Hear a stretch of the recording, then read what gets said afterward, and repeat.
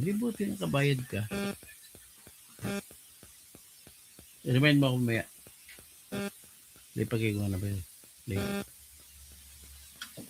Magandang umaga po. Ito lang. Iba-vlog ko po ngayon yung taong binuto ko ng pagka-presidente noong 2022. Siya po si Isko Moreno. Siya ang pinili ko over Leni kasi naglalaban-laban ang utak ko kung kay Leni ako ko kung kay Isko. Binoto ko si Isko. Ang basihan ko po ay maganda ang ginawa niya sa Maynila. Talagang maganda. Although marami akong narinig na corruption laban sa kanya pero overall mas matimbang yung pagiging magaling niya na pagiging mayor ng Maynila. Na iniisip ko, kagaya ng pabahay sa condominium, binondominium, yan ang mga outstanding na gawain na nagiging basihan ko numero 1 na kung bakit sinuportahan ko siya kasi number 1 na problema ng mga tao sa buong Pilipinas ay bahay. Kasunod ay kabuhayan. So kung kabuhayan, klase-klase yan. Mayroong mangingisda. So kung mangingisda, suportahan mo sila sa pangingisda nila. Lahat ng pangangailangan, pati training, pati kaalaman. Pati magbibigay ng support sa kanilang mga anak, paano makapag-aral na maayos, misis nila. Pagdating naman sa magsasaka, dapat maibibigay ka rin ng mga lahat ng klaseng pangangailangan ng magsasaka. Pagdating naman sa ibang klaseng mga hanap buhay, ay kailangan may ibibigay ka rin na tulong. So may mga hanap buhay na pang-opisina, dapat tutulungan mo sila. Sa mga pang-opisina, nakikita may mga teachers, may mga police, kung ano pa. So yan po ang basihan kung bakit pinili ko po si Isko noong araw na magiging presidente ko. Siya pinili ko. So, over the years, natalo siya pagka-presidente. I still hope na pagkasunod na election, he will come back kasi unang-una, ang judgment call ko sa kanya, magaling siya sa pag-execute ng mga proyekto. At naniniwala ako na hindi siya magaling sa pagsasagawa ng batas kahit na naging vice mayor siya at nagiging konsehal sa Maynila. So ito na siya ngayon, tumakbo na siya, bumalik siya sa Maynila. Mas pinili niya, imbes na maging senador, na matunog na senador, mananalo siya, mas pinili niya na magiging mayor ng Maynila. Ito nga, naging mayor na siya ulit. Ito na siya ngayon. Sa pagiging mayor ng Maynila, ay tuloy-tuloy lang siya. Ang number 1 na problema ng Maynila nang pumasok siya ay basura. At sobrang dugyot tingnan ang Maynila. At in fairness to him, nagawa na yan. So, ibig sabihin, hindi nawawala yung tiwala ko sa kanya na sakasakaling tatakbo pa siya uling presidente ay talagang susuportahan ko pa rin siya. Ito na lang. Patuloy na patuloy. Nagiging quiet lang. Hindi ko lang namamalayan. Maraming iba nakakaalam pero ako hindi ko nakawan. Pero mukhang bumago yung pagtingin ko sa kanya nang hindi niya nakikita yung mga bagay-bagay na dapat suportahan niya o dapat hindi niya suportahan. Kasi ang mas marami po na nakatingin, nakakita, yung corruption po, klarong-klaro na nagginawa ni BBM. Tapos, iwas po pa rin siya. Ayon yung sabi tungkol kay BBM. Si Marites Cuales, Sernal Kobayashi, maraming salamat at na pumasok ka. Pero mali yung sinasabi mo, kulong forever digong nyo. Kasi unang-unang wala ka namang basihan. Anong ebidensya mo? Kwento lang na mamatay tao. Tapos, bakit hindi ka naman maniniwala? Bakit hindi mo kulong forever si BBM? Marites Cuales, Sernal Kobayashi, sa Japan ka pa naman. Kung banwa. Pero dapat sana magiging fair ka. Kung gusto mo ipakulong ang pumapatay ng tao, ipakulong mo rin ang mga nagangawat ng trilyon-trilyon. Bernard Magtibay, maayong aga dira sa San Joaquin, Iloilo. Maayong aga man sa akon nga mga paryente, mga pakaisa, pakaduha, na yara dira sa Ahoy, sa Barutak, Iloilo, kag sa Sara, Iloilo, Concepcion, Trupaday lang na, Balasan, is papunta ka sa istansya. maayong aga sa inyo tanan. Ito si Isko, taga Antique din na to tatay. Ang nanay, taga Samar. Kumbaga, Bisaya siya. Pero dalawang klaseng Bisaya, Waray at saka Ilonggo. So anyway, I'm just telling about Isko. No, I could rate him as the best mayor ever. Next to, sabi ko lang, next to Arsenio Lacson. Si Lacson kasi talagang legend yun. Namatay na lang yun, mayor pa ng Maynila. Hindi natalo na pagiging mayor ng Maynila yun. Although, ang katotohanan doon ay namatay siya sa kandungan ng babae. Yan naman, siguro ang pangit naman doon. But then, siguro yan ang katibayan na lahat ng tao may kabutihan, may kapangitan. But then, when it comes to him being the mayor, undefeated mayor siya. Siya po yung first elected mayor ng Manila, si Arsenio Lacson. At naging congressman siya. At siya lang po, kung ihambing ko siya, at saka kay Isko, sa panahon ni Arsenio Lacson, inaway niya ang presidente ng Pilipinas noon na si Elpidio Quirino. Hinamon pa nga niya yan eh. Yung colonel dyan sa Manila Police District na inappoint ni Quirino, hinamon niya ng duelo yan. Nagpangita sila, magkita sila sa Luneta Park, duelo, wala nang iba makialam. Buti may nakaalam. Pasikrito lang silang dalawa. Matapang din yun si Colonel Cabrera. So Colonel Cabrera, the legendary Manila Police Chief, kalaban si Mayor Arsenio Lacson. Abiro mo, Mayor tsaka Hepe magduduelo. Buti na lang, napigilan sila ng kanikanyang mga bata at hindi natuloy. Pero, yung pagka-legendary naman ni Arsenio Lacson, siya po ang mayor na lumalaban sa presidente ng Pilipinas. Sabi niya, Dinider, gusto niyo, bawalan ko kayo pumasok sa Maynila? Ang Malacanang sa Maynila. Ganun po katapang si Arsenio Lacson. At may isang legend na kwento ko si Willie Baon. Buhay pa si Willie Baon, aming kolumnista na magaling sa People's Journal Tonight. Sinabi niya sa akin, Toto, talagang wala nang tatalo kay Arsenio Lacson na mayor ng Maynila. Bakit? Wala pa si Isko doon. Ano pa lang si Isko doon, mga konsehal? Sabi niya, yung Intramuros ngayon, punong-puno yan ng squatter noong araw. Nagpagawa siya ng settlement area doon sa Pandakan. Wala pang tao doon ng mga Pandakan noon. Ano pa lang yan? Kumbaga no man's land. So, ngayon, ang ginawa niya, kinuha ng Manila City Government ang Pandakan at ginawa ng mga tenement. Tenement, ibig sabihin yung mga small rise, low rise condominium. At gusto niya ilipat ang mga nakatira ng mga squatter mula Intramuros, dadalhin dun sa Pandakan. So, tapos, ang mangyari nito ay, sabi niya, bakit dapat pumunta kayo doon? So, ang ginawa niya ay nagpatayo siya. Kumbaga, wala nang gagawin ang mga squatter. Lilipat na lang, bitbitin yung mga gamit nyo, mga damit nyo, at lilipat na, titira na kayo doon. Dalhin yung stove ninyo lahat. At higit sa lahat, may isang sakong bigas pa kada buwan na binigay. Ganon po yung Mayor Arsenio Lacson. Wala ka doon, Isko. Talo ka ron. Kaya nabuo yung Pandakan ngayon, isa sa pinakamaigi at pinakamagaling na distrito ng Maynila. Yan ay pinunla, sinilang, ginawa at pinaunlad ni Mayor Arsenio Lacson. So ngayon, ayaw. Alam mo yung ginawa niya? Uso pa noon yung, alam niyo ba, jeep na wheelies nung araw? Top down. Walang bubong na jeep. Yung makatatapos na kasi ng gera sa Amerikano versus Japan, yung mga jeep dito, iniwan ng Amerika sa pinagbebenta. Isa noon sa nakuha ni Mayor Lacson.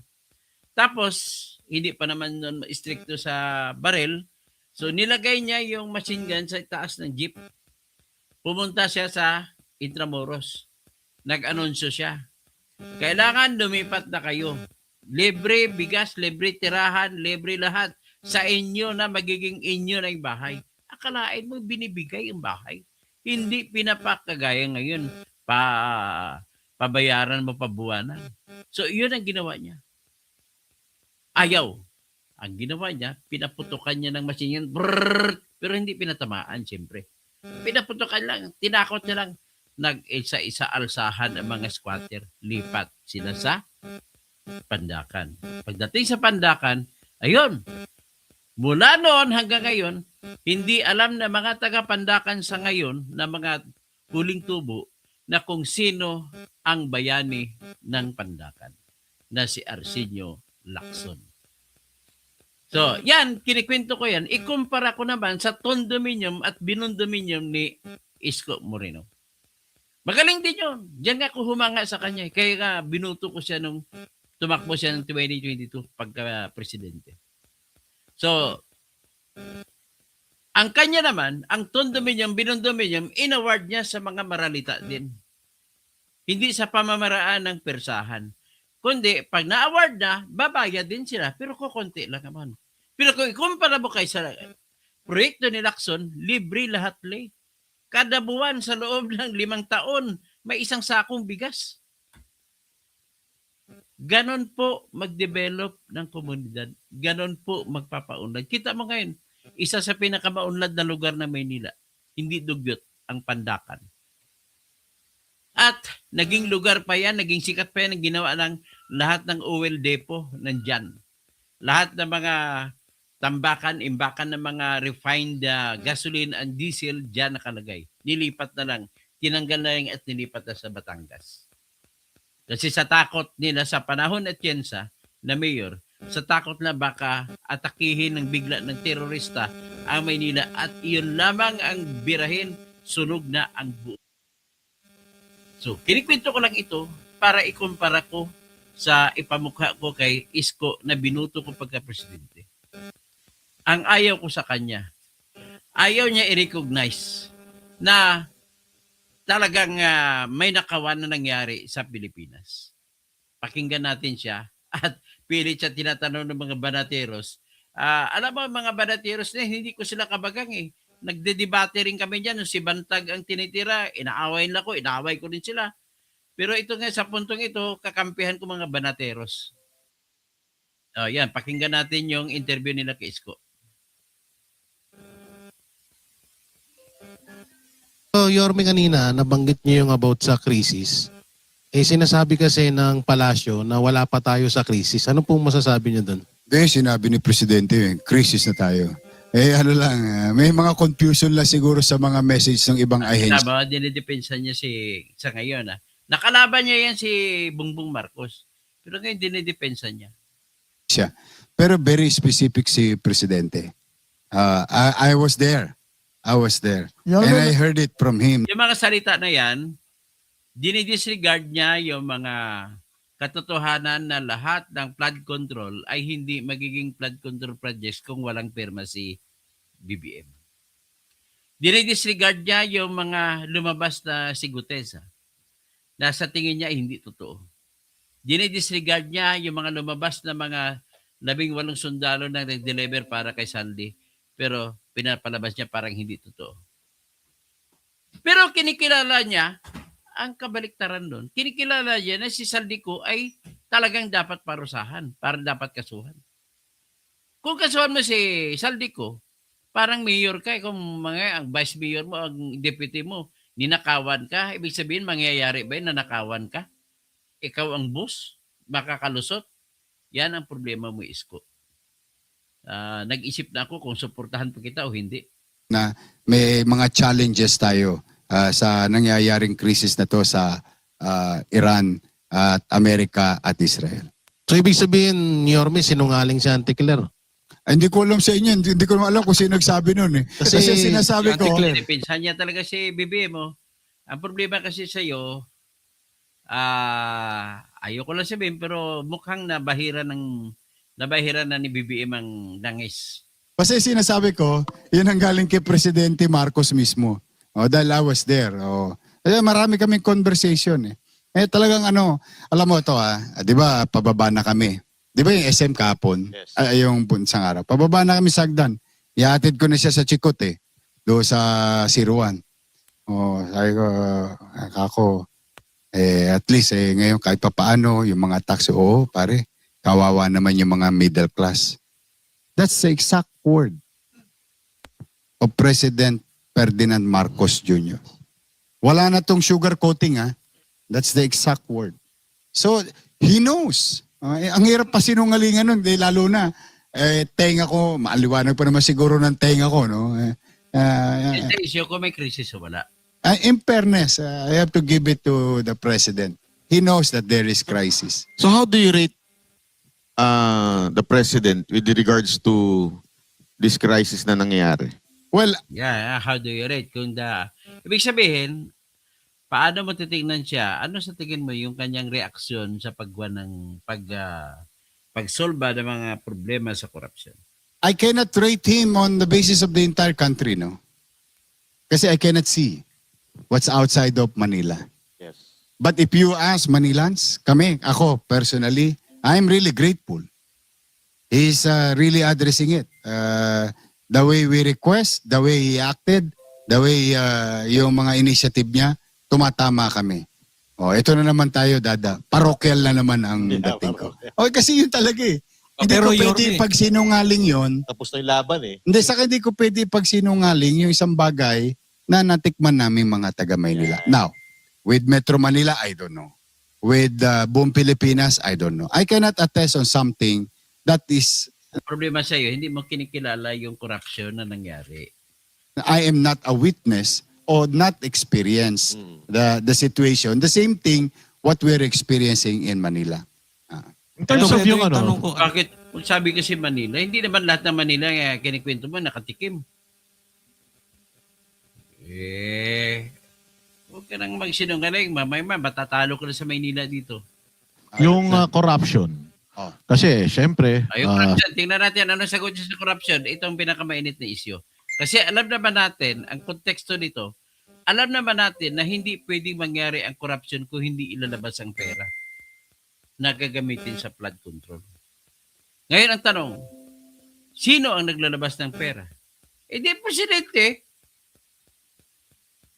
Siya nag-utos niya sa DB, maglabas ka ng saro. Maglabas ka ng lahat ng NCA, Notice of Cash Allocation.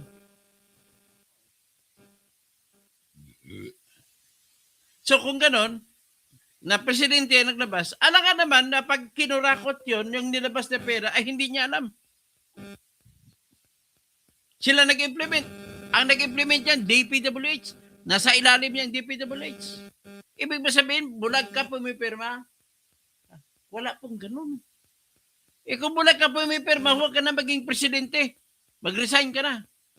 Kaya ka naging presidente, ang tiwala ng tao sa iyo ay lahat. Lahat. Huwag ka mag-excuse na hindi mo nakita, hindi mo nabantayan. Hindi ka pwede mag-excuse ng ganun. Kumbaga, ang iyong obligasyon sa tao na bumuto sa iyo ay lahat. Ibig sabihin, ikaw do it all, Superman ka. Pag hindi mo may isang bagay ka hindi nagawa, ay magdududa ng tao sa iyo. Pero ang bagay na pinaka-importante na hindi ko mo pa natawata, kagaya ng korupsyon, may problema ka. At ito si Isko, hindi niya nakita yun. Pakinggan niyo. Kaya hindi na rin kita makikita, ay hindi ka na makatakbo sa pagka-presidente. Marami nang madidismaya na tao sa iyo. Hindi mo ina-acknowledge ang corruption. Hindi ka tumutulong para labanan ang corruption. Baliwala lang sa iyo yung mga boses na ni Gutesa. Baliwala sa iyo yung mga boses ng 18 mga dating sundalo na may mga litrato pang pinakakita sa pag-deliver. At napaka-illogical naman. Kilalanin mo na gumawa ng kasalanan si Saldico, tapos hindi mo kilalanin na may kasalanan si BBM. Alam naman natin, narinig mong kwento na yan kung saan hinatid yung mga maleta. Tapos hindi mo kilalanin. Utang. Di ba? Okay, pakinggan natin. Sa Manila, okay yung Manila, no? Kaya lang, syempre, yung presidente ng Pilipinas, marami mga Pilipino outside Manila na nagsasabi na affected sila sa corruption, na Tama naman isinasangkot lahat yung presidente. And we are sure, mag-agree kayo dito na pati mga taga Maynila apektado rin doon. Of course. Ano ang stand nyo doon sa mga corruption issues na ibinabato sa presidente natin? Bago ko sagutin, nais ko lang i-remind si Isko na si Hani Lacuna na kinalaban niya na dati niyang kasama, dati niyang vice mayor, ay suportado ni BBM nung nakarang eleksyon. Tapos, sabihin natin malakas talaga si Isko, kahit suportado pa yan, kayang-kayang talunin yan. Pero ang katotohanan, pinapunta niya si Sara Duterte sa lahat ng rally nila. Ibig sabihin, pwede mo sabihin kahit hatiin mo sa tatlo, ang boto ni Isko, ang isa doon sa tatlo ay mga butante ni Sara na tumulong sa iyo. O, di ba? Isko? Oh. Well, if there is one thing that I've been saying is that left and right cases are being filed. That's the way to... Mali ka. Nagdadahilan ka. Hindi pa nga nakasuhan ng lahat ng mga congressman. Si Bong Revilla lang kinasuhan. At ang kinasuhan, mga engineers lang. Si Romaldes hindi nakasuhan. Si BBM hindi nakasuhan. Ang daming kawatan, hindi nakasuhan. Si Manny Bunuan, hindi nakasuhan. Ang daming-daming mga congressmen. Tapos sabihin mo, lip and right ang kaso? No way. do it. We are a country of laws, men of laws. Salita ka, country of laws, men of laws. Hindi nga nakasuhan ang dapat kasuhan. Country of laws, men of laws ka pa. We cannot put the law in our hands. And if Hindi naman ang tinihingi sa iyo yung iyong pag-side sa katarugan. Ano bang statement mo? Kasi malaking tao ka sa Manila, maraming nagre-respeto sa iyo. Magbigay ka man ng inspirasyon sa mga tao na naghabol ng katarungan mula sa mga pagnanakaw mula sa kaba ng bayan sa pamamagitan nitong flood control na to. Kinatabunan mo, iniiwasan mo na sasabihin na guilty din si Bongbong Marcos. Kahit sabihin mo lang, duda ako dyan, hindi mo sinabi na banggit. can assess what is happening at patungkol sa mga nag-aabuso, Karat assess, ibig sabihin, pabulag-bulagan ka. Pabulag-bulagan ka. Kung pwede ko palang bawiin ang boto ko sa iyo eh. at nag-abuso. At walang politiko na matino na katanggap-tanggap yung ginawa ng iilang individual. Na siya namang napaila na ng mga kaso. Wala, hindi pa napailan lahat.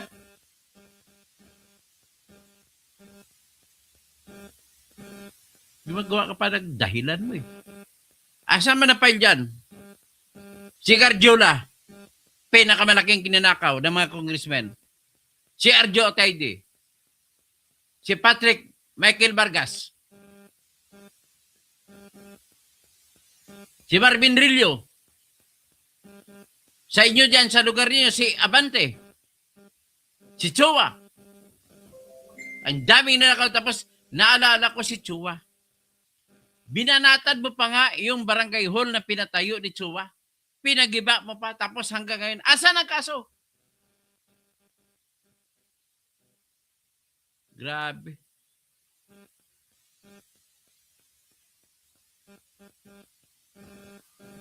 And that's the way to do it. Now, that's the first part.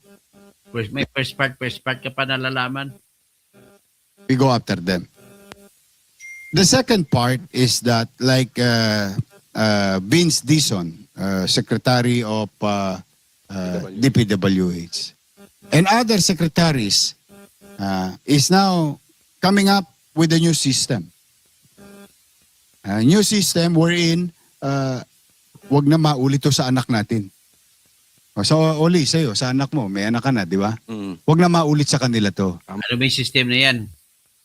Now, we have an opportunity to do something today. We, today. Kaya nga Those naman- in government like me and others, we have to really come up with a system that this thing, the flood control scandal, should not happen again. It may Quinto. happen at some level of corruption. Baka may innovation eh. Oh, uso nga yun, scam sa text eh, di ba? Nag-innovate na scammer ngayon. Ang budol ngayon, ano na eh, nasa text na eh, di ba? Nag-innovate eh. But itong sobra naman kasi talaga. Talagang hindi katanggap-tanggap. Okay, yan. Kinikilala mo pala sobra. Paano? Tanong mo ba sa sarili mo na ang presidente kaya may kinalaman dyan? Bakit sumubra? Hindi mangyayari yan, Isko, naging mayor ka na ilang beses. Hindi mangyayari yan kung hindi papayag ang hepe. Sinasabi, paano naman si Eddie? Eddie ako? Dapat makagawa ng sistema. Now, again, to add up to those people who committed, di ba naghihiring ngayon, Sandigan Bayan, Ombudsman, Ilan lang yan eh. May kinasuhan ang dapat na makukulong, hindi kinakasuhan. Korte, and so on. That's the way to do it. I think it's The way to do it. The way is not enough. It's not sufficient. Kasi maraming pinoprotektahan ang mga kumakaso. Si Rebulya ang taga-kaso dyan. Pero marami siyang pinoprotektahan. May kinakasuhan nga siya pero ang kaso ay nakadesinyo na para i-dismiss. Yung kinaso niya kay Bong Revilla para i-dismiss yun. Walang ebidensya kay Bong Revilla. Para lamang mapaminsahe ko naman papugi sa tao, kinasuhan naman namin na. Ang problema namin, hinahanap namin kasuhan, number 1, si Saldi ko. Number 2, si Romualdez. Number 3, si Bongbong Marcos mismo. Pati mga congressman niya nagnakaw lahat. Dapat yan ang kakasuhan. Tapos ang mga contractor, gamitin ninyo, kakasuhan nyo rin yung ayaw magkipag-cooperate kasi ang contractor lamang po at wala nang iba ang nakakaalam kung sino ang kumukuha ng pera. Kaya dapat ang contractor ay kaibiganin niyo lahat ng contractor.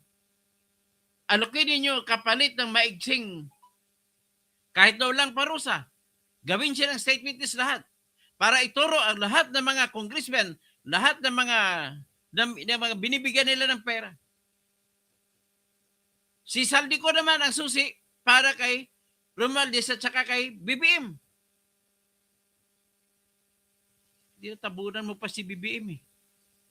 doing a good job about this, going after this. Now, ang tingin ko, ang inaasahan ngayon, hulaan ko lang naman to. Baka pa naghahanap ang taong bayan ng iba pang isda na dapat makalawit. Yung Basta mo hula, nag-iwas ka lang eh. Iba pang isda. Ang pinakamalaging isda dyan, yung dinidepensa mo, si BBM. panagot. In the way naintindihan ng tao na sa tingin nila sino pa ang maging Namin naintindihan. Ang naintindihan namin si Bongbong Marcos ang guilty. Si Romualdez. At si Saldico. Pero pwede siya magamit ng state witness, si Saldico. o naging kasapakat. Yung humawak sa kawali. Yung Ito, Yorme, ito yung tanong ng taong bayan. Ah. Lalo-lalo na yung mga tagasunod ninyo. Kasi ito si Yorme, iniyakan ko to nung nung kumpanya dahil magkasama kami nito. Simula't Olats tayo. Olats tayo. Pero itong tanong na to, hanggang ngayon, ini-imagine ko pa rin to eh. At ini-imagine to ng mga tagasunod ninyo. Kita mo, ang sagot niya dito ang layo. Tanong ni Cotsole, ang sagot ni Yorme ang layo. Kung ang nanalo ba ay si Yorme, ito bang problema natin ngayon sa ghost projects, flood control scandal, wala to. Tingnan mo sagot niya, Ang hirap sumagot sa bagay na hindi nangyari. Yan, paiwas. Kasi hindi niya pwede mabanggit. Matitira na si Bongbong Marcos kung magbanggit siya. Hirap eh. Pero kayo, sa tingin nyo, Kasi yun ang kayo na lang sinasabi. siguro mag-guess ka sa akin. Kayo Actually, na yun lang. ang sinasabi, Yorme. Ano daw eh. Nakita nyo ako nung nag-mayor ako. Tingnan ninyo siguro to answer that directly, magbibigay ako ng isang sitwasyon. At kayo na ang humusga ng Layo ng mga kan mo, umiiwas ka sa tanong eh. Sagutin mo direkta. iba pa.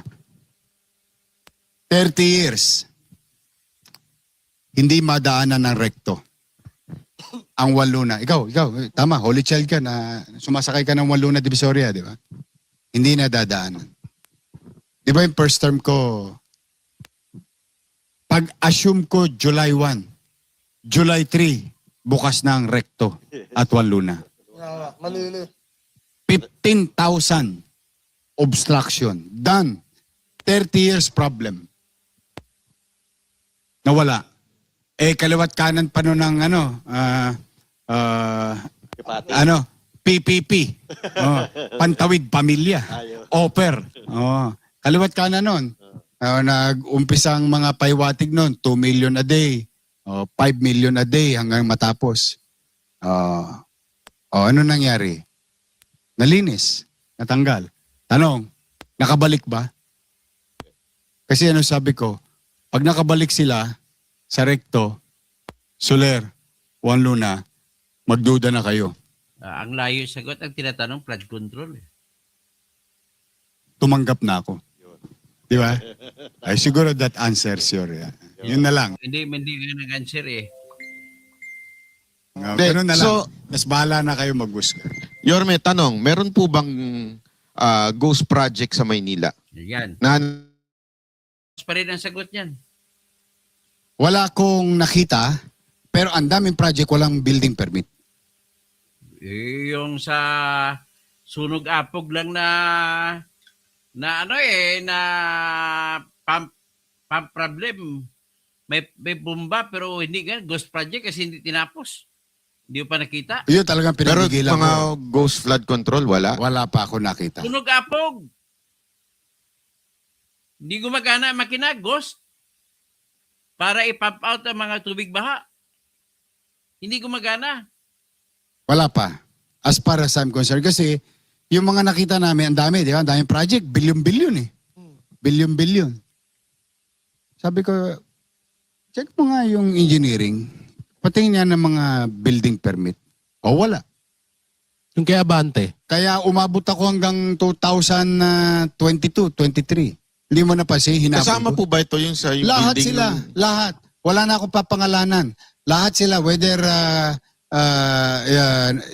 directly national or congressional, anong tawag niyo doon? Insertion, it doesn't matter to me. Anything that they did vertically and horizontally, kailangan nila ng permit. At dahil doon, kailangan nila magbayad ng contractor's tax. Hindi ko sila masawata. Doon sa ginawa nila. Di ba? Doon sa bagay na ginawa nila. And some of it, maapektuhan ng taong bayan. Saan ko sila nadali? Sa kilikili. Mas masakit yun. Biri mo, nakasingil ka na, tapos na nahabol pa ng pamala. Hindi ko talaga, iba-blacklist ko talaga sila. Nabayad sila. Bayad. At yung ibang contractor dyan, ha? Iwas sa sagot yan, contractor ang pinag-uusapan, flood control, ang contractor naman ang pinag-ikwento mo. Mindanao, Northern Luzon, Visayas, doon ang mga address nila. Pero marami sa Metro Manila at Manila. Habol lahat yun. Kaya nagbayad sila ng buwis sa Maynila. Saka ko inisyuan ng mga permiso. Di legitimate na sila. Bayad sila eh. Kaya sino nakinabang sa Chape? Di ba mamamayan? Happy na ako doon. So Mayor, napag-usapan na yan, ghost project na yan. Kasi ito yung tinatanong ng mga netizen ngayon. Naniniwala po ba kayo na mastermind nga talaga si Bongbong Marcos sa nakawan na nangyayari sa gobyerno? At tingnan mo sagot niya. Sobrang paiwas yan. Ano yun eh? Chismis yun eh. Parang Chismis lang ba yung mga mali-malita? Chismis lang ba na siyang pumipirma ng pondo? Mayor ka, alam mo yan, hindi mangyayari ang mga flood control na kung hindi bibinigbigyan ng go signal yan ni BBM, ni Saldico, na appropriations chairman ng DPWH. At ni Bongbong Marcos, hindi pwede gawin na yung DPWH nang walang alam si Bongbong Marcos dyan. Showbiz ang dating. Oh. Showbiz pa. Yung para sa akin, wala akong makita na itutusok papunta sa kanya. Kunwari ka pa. But generally, like for example, I'll put it sa akin na lamang. Sa akin na lamang. Halimbawa lang, isang department head ko. Tapos sa department head ko may bureau. May nangalawit. Katulad kahapon, may nag-text sa akin. Kinutongan na clamping, ang bayad 900, inoperan 600. Walang resibo. Oh, kilala niyo yun. Kilala niyo yung nag-text sa akin na yun. Yung mayor, hindi mo pwede ikumpara yan yung nangungutong sa kalsada ng mga tao mo sa flood control project. Sa flood control projects, ang pera nanggagaling sa gobyerno. Ang mga kutong naman nanggaling sa tao na kinukutungan. Ang pang-sistema ng pangkutong, hindi alam ng mga mayor yan, hindi alam ng boss yan. Pero itong flood control project, bago mo ilabas ang pera, pumipirma yung boss. Kaya hindi mo pwede pagkumpara yung ginagawa mo. Paiwas ka talaga. Punyeta. Kilala siyang personality. Immediately siniyasat ko. Oo. O tapos ano ngayon? Tigpak. O, kasi totoo yung reklamo. So, lahat naman ng reklamo lang, di pa napatutunayan. Kung totoong reklamo, sinabi mo na totoo.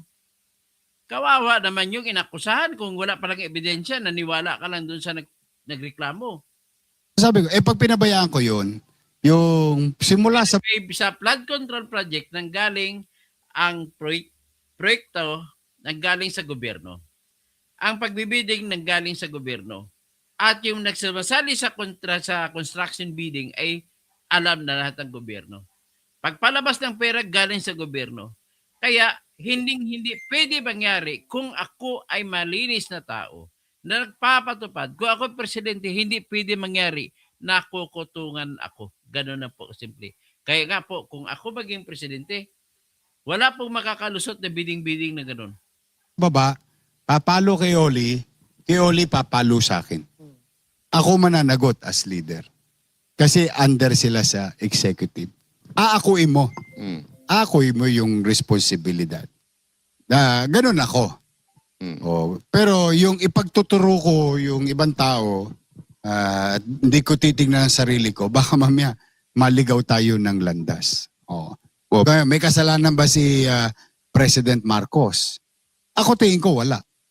Wala na. Wala kang kwenta. Wala kang kwentang tao. Sa ngayon. Kasi wala namang ebidensya eh. Meron ebidensya, mali-malitang ebidensya eh. Anong klaseng tao ka? Sabihin mo pa, walang ebidensya. Mali-malitang ebidensya.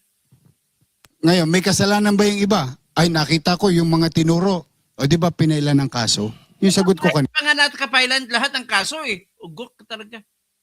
Hindi ka nagbabasa ng balita, hindi ka nanonood sa social media. Yung kaninang sinabi ko na may mga hinihiring sa sandigan, may hinihiring sa ombudsman. Wala nga, kulang-kulang yun eh. Ikaw talaga, nagkwento ka, kulang ka sa facts. Kaya fake news lahat ang pinagbabasihan mo. May hinihiring sa korte. Ayun, dapat mapapanagot. Ngayon, kung sino pa Mga hinihiring dyan, yung mga pool guy. Kagaya kay Bong Revilla, wala namang ebidensya lamang kay Bong Revilla. Pagdating sa flood control, wala naman siya pinirmahan dyan. Walang pangalan niya dyan. Kawawa naman si Bong Revilla na kahit may sinasabi na 375 million na napunta sa kanya. tamaan, buntot nyo, hila nyo. Pero Yorme, let's follow your logic. Yes. Sabi nyo kung nagkamali yung isa, tinuro si ganito, tapos hindi nyo inaksyonan, kayo may kasalanan. Tama. Ganun na nangyari. Si Zaldico may kasalanan, hindi inaksyonan ni Romualdez, so si Romualdez ang tinuturo. Alam naman natin, whether we like it or not at we deny, si Romualdez, hindi naman gagalaw yan nang walang basbas ng presidente. Tingnan mo, ano sagot dito ni Isko? So there is a corruption from bottom na nanggaling sa Kamara. Imposible namang walang kinalaman ng presidente. May tinatawag kasing by association eh. Misa pag na-associate ka, for example Ayan nga na naman. Sige, tama na yan. Maubos ng oras ko sa kwento mo na palaboy. Binoto ko ito ng pagka-presidente. Ganito. Tangina.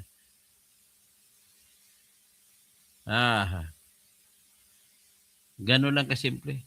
So, walang kwenta to. Hindi ko na ibubuto to. Sayang ng buto ko sa kanya. Bawiin nga, hindi ko naman babawi yun. So, ano na lang. May 40 minutes pa lang naman. May basahin na sandali. Tapos si William Salceda, Command Responsibility and Iskoy, paanong walang kasalanan ng presidente? Bakit pinirma niyang budget na may insertion? O nga, ganun na kasimple. Playing safe nga, tama ka. Rob Parr. Oh, yeah. Joel Parr, ang aking kaklase. Oh, kunsyal. Alam ko, bata mo ito si Isko eh. Ay, nako. Helen Baguio, pang-isgira. Parang si Isgira si Isko. Ganun ka. Randy Ramirez, kung sa'yo walang naitulong,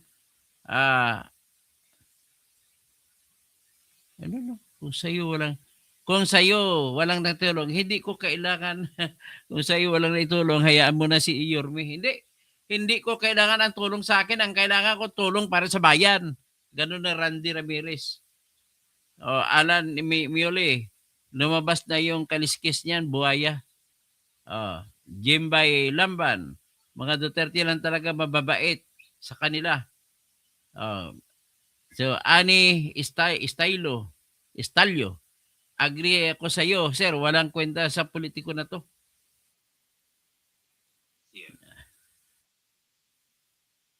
May tumatawag kasi. Bergie Piquero. Tapos si Randy Ramirez, sa kanya kasi may naitulong Pangulo Marcos na kayo kumontra. Kung sa inyo walang maitulong, ay bakit ko kailangan tutulong? Personal ko, hindi ako pwede tutulungan. Kasi personal lang aking hinahanap. Pangit yun sa personal ko. Pangit yun. Hindi pwede ako tulungan. Kaya hanggang dyan lang muna. Basta isa na masasabi ko nito ay wala. Dead na to sa akin. Hindi na to walang kwenta yung stand niya. Ang prinsipyo hinahanap ko eh. Hindi mo lang prinsipyo eh. Ibig sabihin, pera-pera lang.